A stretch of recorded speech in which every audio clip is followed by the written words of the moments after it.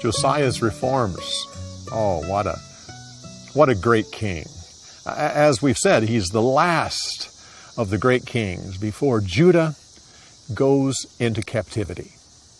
Now, when we started this series of the kings of the divided kingdom, I challenged you to keep up and learn the kings of Judah as we go through. I hope you've done that. But if you haven't, you should at least remember the 5 great kings. The 5 great kings. You have Jehoshaphat, and we dealt with his story. Joash, the child that was rescued from Athaliah.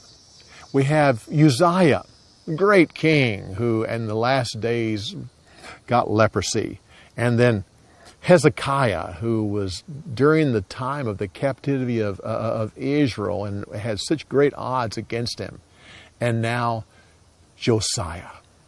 In many ways, Josiah was the purest of them all. He was the one who most followed the ways of King David. But this was the last flare before they would be taken away. A great man.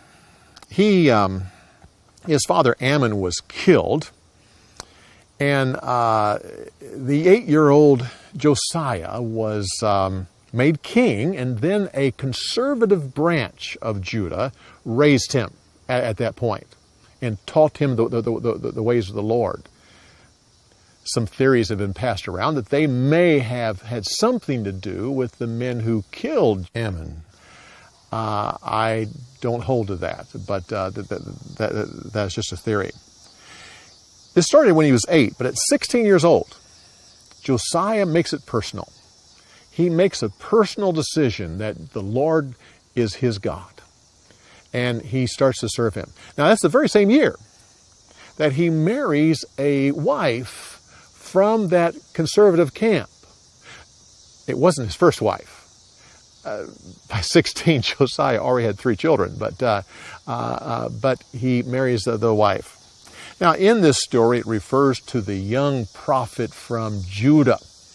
You should go back and reread that story. If you're looking for it, it's the story that I have titled Jeroboam's Sin. And then the very next story, which is the old prophet. Go back and read those 2 stories. This is a prophecy that happened 300 years before this story here.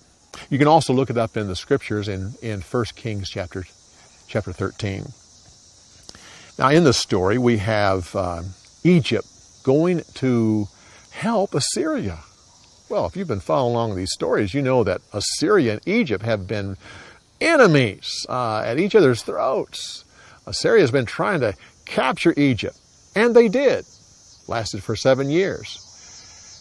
But at this point, Egypt is helping Assyria. Assyria is in decline. They have pulled back. They're no longer in control of any of this area.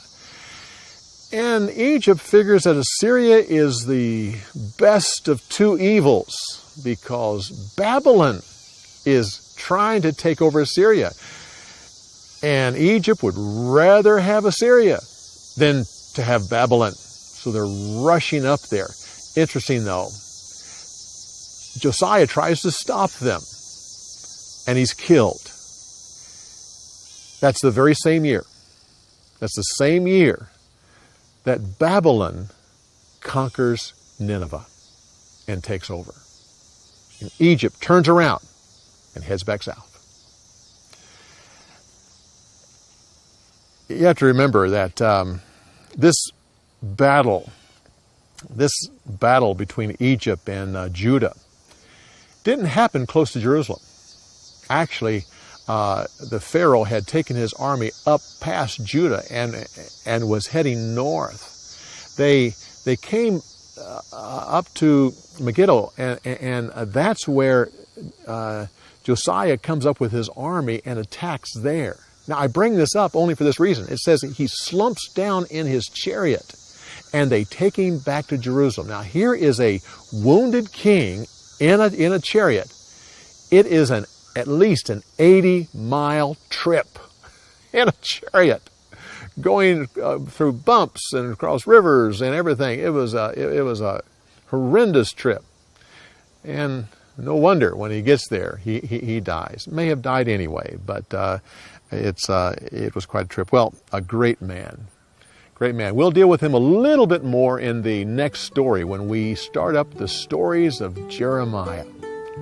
So come back next week when we continue on with Story Insights on the Story of the Week. We'll see you next week.